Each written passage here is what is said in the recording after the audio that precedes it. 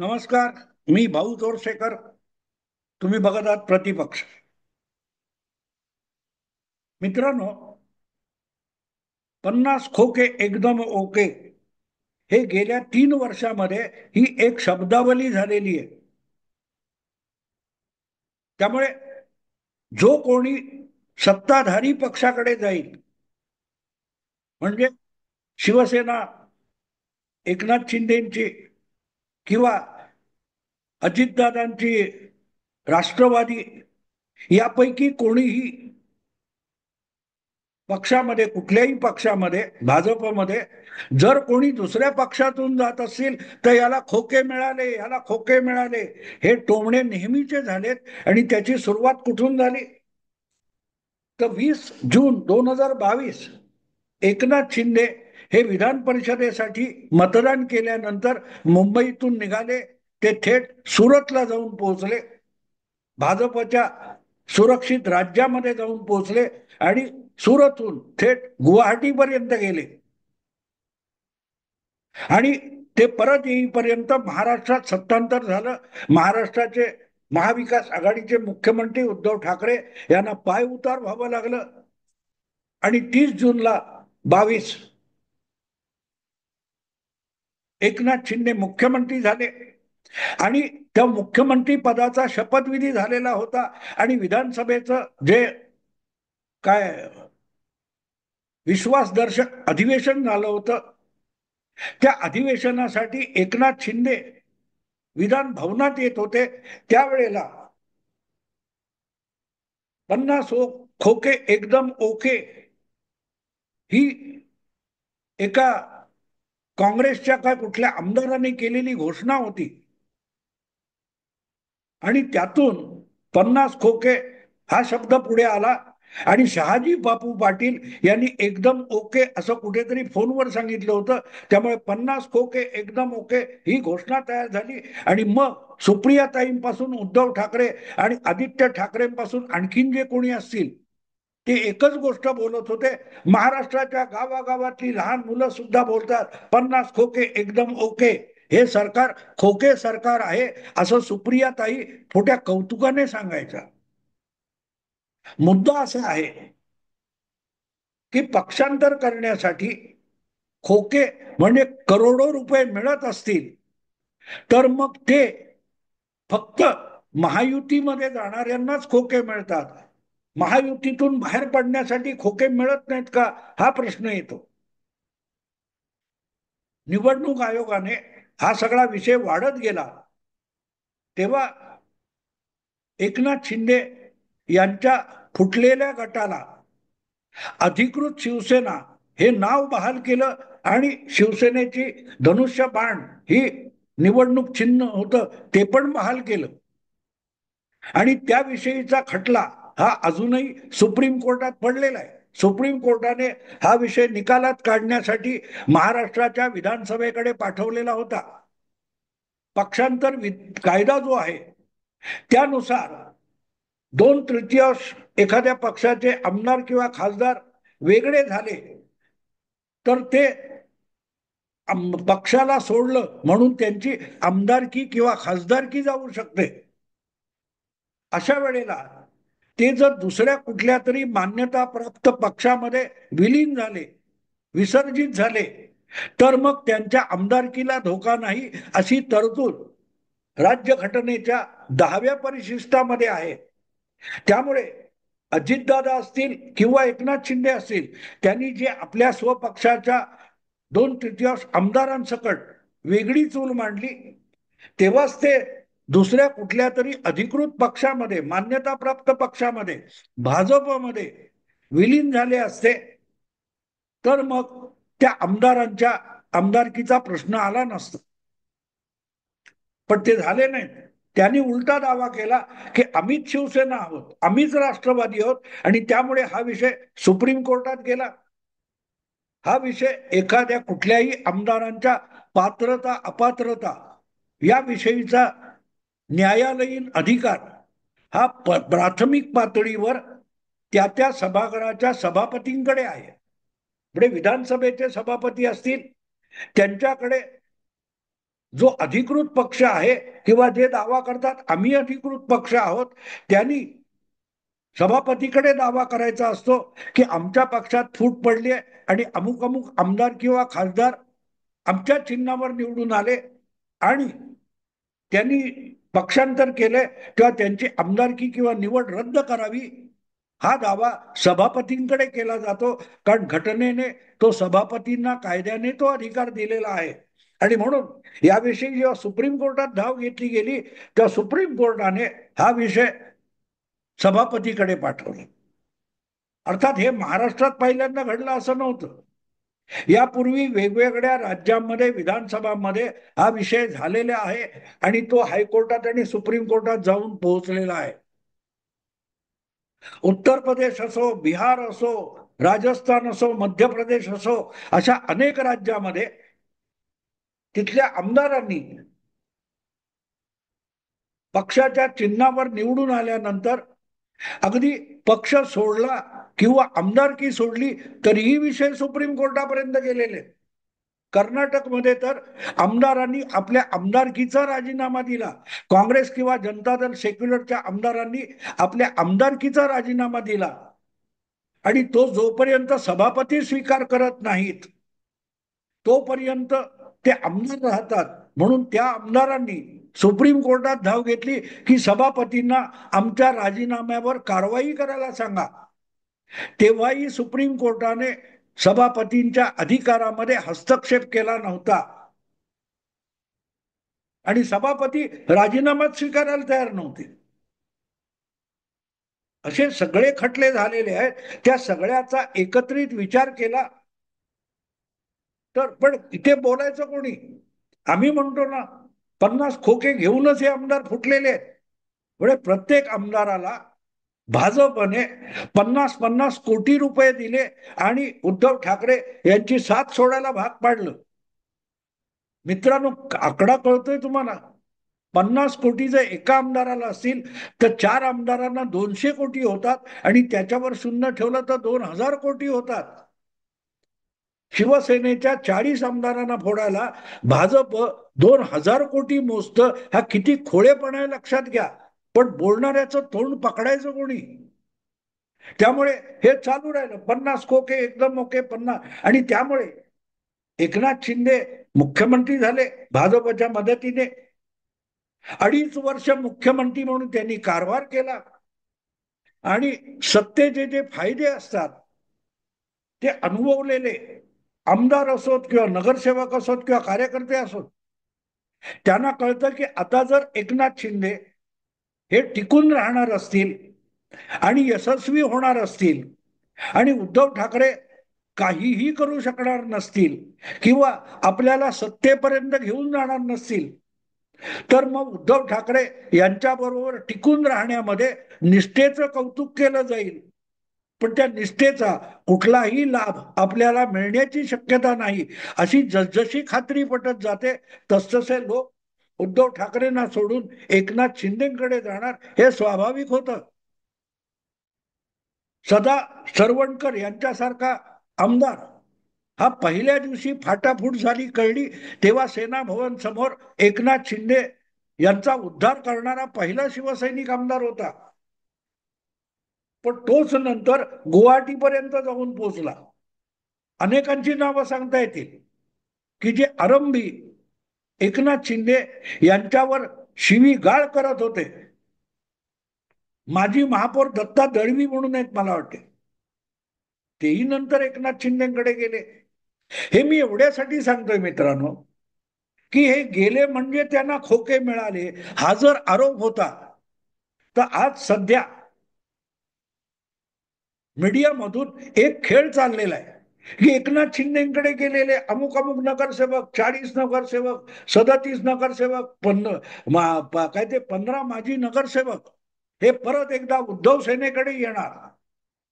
आणि मग माझ्या डोक्यात असा विचार येतो की सत्तेत बसलेले एकनाथ शिंदे यांना सोडून सत्तेत येण्याची शक्यता नसलेले उद्धव ठाकरे यांच्याकडे हे जे कोणी नगरसेवक परत येणार आहेत त्यांच्यासाठी उद्धव ठाकरे यांनी नेमकी किती खोक्याची किंमत लावली आहे. जेव्हा तुमच्याकडून जातात तेव्हा ते विकले गेलेले असतात. तर मग परत येणारे तुम्ही विकत घेतलेत का, हा सुद्धा एक प्रश्न विचारला गेला पाहिजे. हा प्रश्न पडला पाहिजे.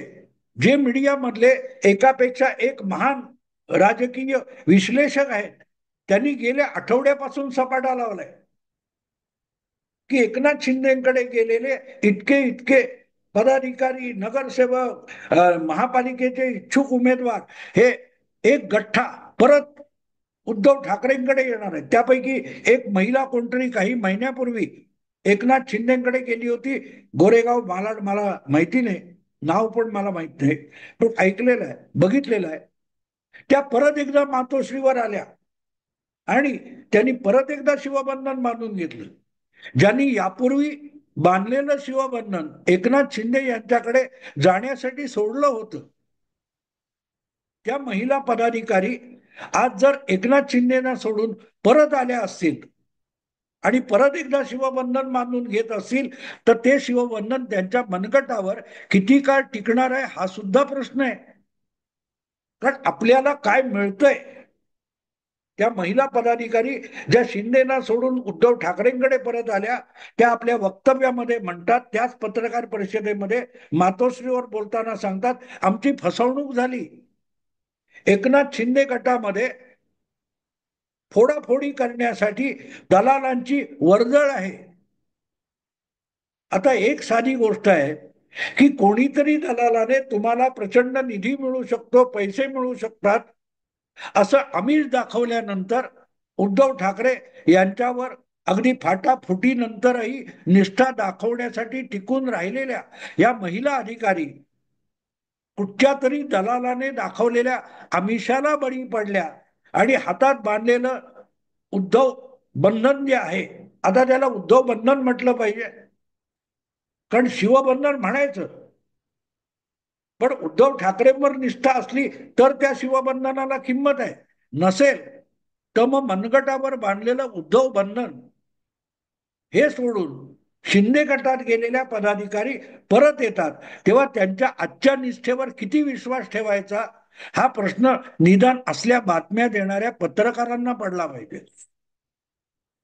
त्यांनी त्या महिला पदाधिकाऱ्याला विचारलं पाहिजे, असं किती खोके देऊ केले होते, आमिष तर आमिष मिळाले नसतील, नाही मिळाले, पण किती खोक्यांचं आमिष तुम्हाला दाखवलं होतं की तुम्ही हातातलं उद्धव बंधन तोडलं आणि शिंदेकडे गेला होता, आणि किती खोके मिळाले नाहीत म्हणून परत आलाय किंवा परत आलाय, तर उद्धव ठाकरे यांनी तुम्हाला किती खोके ऑफर केलेत, हे एक मायकालाल पत्रकार का विचारत नाही.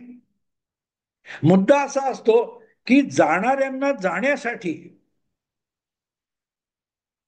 जर खोके मिळत असतील तर ते तिथून परत येतात, तेव्हा देखील बिन खोक्याचे कसे येतील. जाताना 50 खोके होते, तर येतानाचे किती खोके किंमत आहे. साधी गोष्ट असते, कुठच्याही वस्तूची किंमत आजच्या महागाईच्या कालखंडामध्ये वाढत असते. 5 वर्षापूर्वी, 2 वर्षापूर्वी तुम्ही कुठचा फ्लॅट घेतला असेल, कुठली खोली घेतली असेल, तर त्याची आज किंमत वाढली ना. मोटर किंवा मोटर बाईक वगैरे अशा वापरायच्या वस्तूंची किंमत कमी होते, पण घर आणि मालमत्ता जी असते, आजच्या काळामध्ये आमदार, नगरसेवक वगैरे या वेगवेगळ्या पक्षांच्या आणि नेत्यांच्या मालमत्ता झालेल्या आहेत. त्यामुळे उद्धव कडून मालमत्ता विकत घेण्यासाठी 50 कोटी दिले असतील, हा आरोप उद्धव गटाचा आहे की 50 खोके घेतले आणि हे आमदार तिकडे गेले. मग आता ते आमदार किंवा ते पदाधिकारी परत येत असतील तर त्यांची किंमत वाढलेली असणार, मार्केट व्हॅल्यू वाढलेली असणार. उभाठा शिवसेनेत परत येण्यासाठी हे जे कोणी माजी नगरसेवक, आमदार इच्छुक आहेत, त्यांना उद्धव ठाकरेंनी किती ऑफर केली आहे, ती सुद्धा या बातम्या देणाऱ्यांनी किंमत सांगितली पाहिजे. की उद्धव ठाकरे यांनी माजी नगरसेवकाला 2-2 कोटी आणि माजी निवडणुकीत पराभूत झालेल्या उमेदवाराला 1-1 कोटी देऊ केले, त्या खरी निस्तेज इच्छुक होते. आणि एकनाथ शिंदेच्या नावावर निवडून येऊ या आमिषापोटी तिकडे गेले होते. अशा उमेदवारांना, इच्छुकांना 50-50 लाख रुपये उद्धव ठाकरेंनी ऑफर केली आहे का? जेव्हा तुम्ही बातम्या रंगवताय की एकनाथ शिंदे गटात गेलेले पदाधिकारी, माजी नगरसेवक मोठ्या संख्येने परत उद्धव ठाकरेंकडे येऊ लागलेत, तर येण्याची किंवा जाण्याची किंमत असते ना, ती किंमत आता किती लावण्यात आली? भाजप सोबत जाणं किंवा एकनाथ शिंदेकडे जाणं यासाठी खोक्या खोक्याच्या किमती दिल्या जात होत्या. हे जे दावे तुम्ही स्वीकारलेत, तर मग परत येणे सुद्धा फुकट होत नाही. ज्या नगरसेवकांना, ज्या आमदारांना किंवा ज्या इच्छुकांना आपण एखाद्या पक्षात आणि संघटनेत आहोत, त्याची काही किंमत आहे, आपली एक काही किंमत आहे असं वाटत असतं आणि ते विकले जात असतील, तर मग परत येण्याची सुद्धा ते किंमत मागितल्याशिवाय राहत नाही. आणि म्हणून ज्या कोणी महिला पदाधिकारी परत आल्या, त्यांना हा प्रश्न विचारला पाहिजे होता की तिकडे जाताना तुम्हाला आमिष किती खोक्यांचं होतं आणि तिकडे परत येण्यासाठी तुम्हाला कोणतं आमिष दाखवलं गेलंय किंवा किती किंमत दिली गेली. बातम्या देता तर त्या बातम्या परिपूर्ण असू देत ना. असं कुठे की बातमी अर्धवटच दिली पाहिजे, खोटी ठरेल अशी बातमी दिली पाहिजे, असं कुठल्या पत्रकारावर किंवा चॅनेलवर बंधन नाहीये. ही धारांत खोटं बोलायचंय, तरच पत्रकारिता परखड होते. असा कुठे नियम केलेला नाही ना, अगदी नवा जमाना असला तरी. आणि त्यामुळे ह्या बातम्या जे मोठ्या हिरिरीने देत आहेत की मोठ्या संख्येने आता उलटा लोंढा सुरू झालेला आहे, शिंदे गटातून मोठ्या संख्येने माजी नगरसेवक पदाधिकारी उद्धव सेनेत यायला लागलेले आहेत, अशा बातम्या जे रंगवत आहेत, त्यांनी ही सुद्धा थोडी पुस्ती जोडावी की एकनाथ शिंदेने त्यांना 1-1 कोटी दिलेले होते, एक खोका दिलेला होता, 4-4, 5-5 खोके दिलेले होते. आता त्यापेक्षा अधिक किंमत मिळते आणि म्हणून ते आता परत एकदा उद्धव सेनेत यायला लागलेत. कारण उद्धव सेनेने हा काय ते रेट कार्ड आहे, हे दरपत्रक आहे की माजी नगरसेवक असेल 2 कोटी, माजी पडलेला उमेदवार असेल 1 कोटी, माजी शाखा प्रमुख असेल 75 लाख, माझी काय असेल कोण विभाग प्रमुख त्याला 1.5 कोटी. जे काय रेट कार्ड आहे ते पण सांगून टाका. आणि या ज्या कोण महिला होत्या त्या जेव्हा सांगतात की आम्हाला फोडण्यासाठी एकनाथ शिंदे गटातून दलाल सगळं काम करत होते, दलालांची मांदियाळी झालेली आहे, मग तिकडे जाण्यासाठी तुम्ही दलालामार्फत गेला असाल, तर उद्धव ठाकरे यांच्या पक्षात परत येण्यासाठी, उभाठा शिवसेनेत परत येण्यासाठी तुम्हाला कुठल्या दलालांनी माघारी आणलेलं आहे? ते दलाल कुठली कुठली आमिष दाखवतायत? हा प्रश्न साधा एकही पत्रकार विचारू शकत नाही.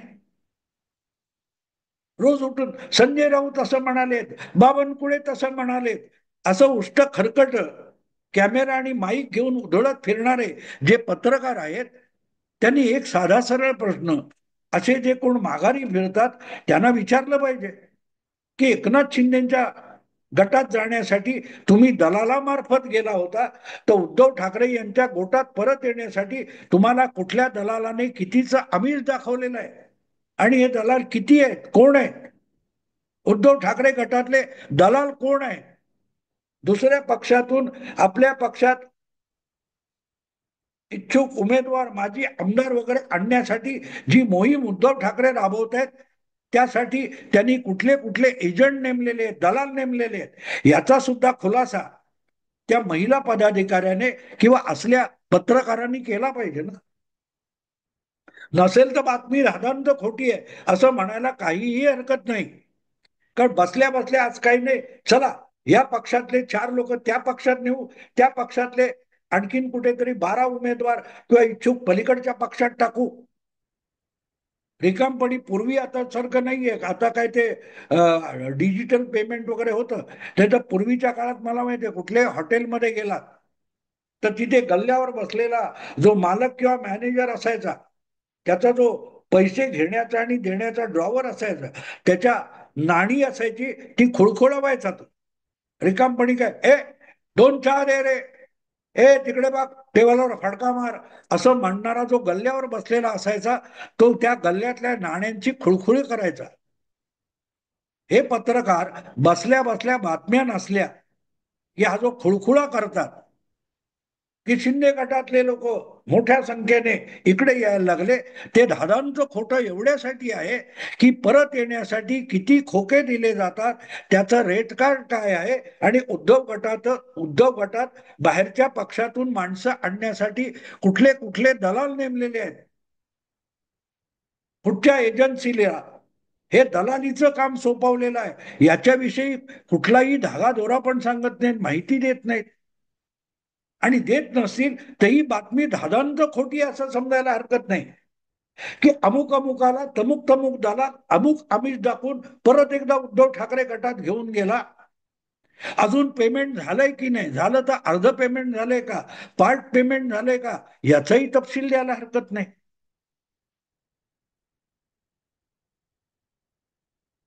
काय पत्रकारितेचा खुळखुळा झालाय, याचा हा नमुना आहे. आणि म्हणून तुमच्या समोर पेश केला की जाणाऱ्यांना खोके मिळत असतील तर येणाऱ्यांना सुद्धा खोके असावेच लागतात, नाहीतर ते परत येत नसतात. आवडलं लाईक करा मित्रांनो, शेअर करा आणि प्रतिपक्षाला सबस्क्राईब करा. नमस्कार.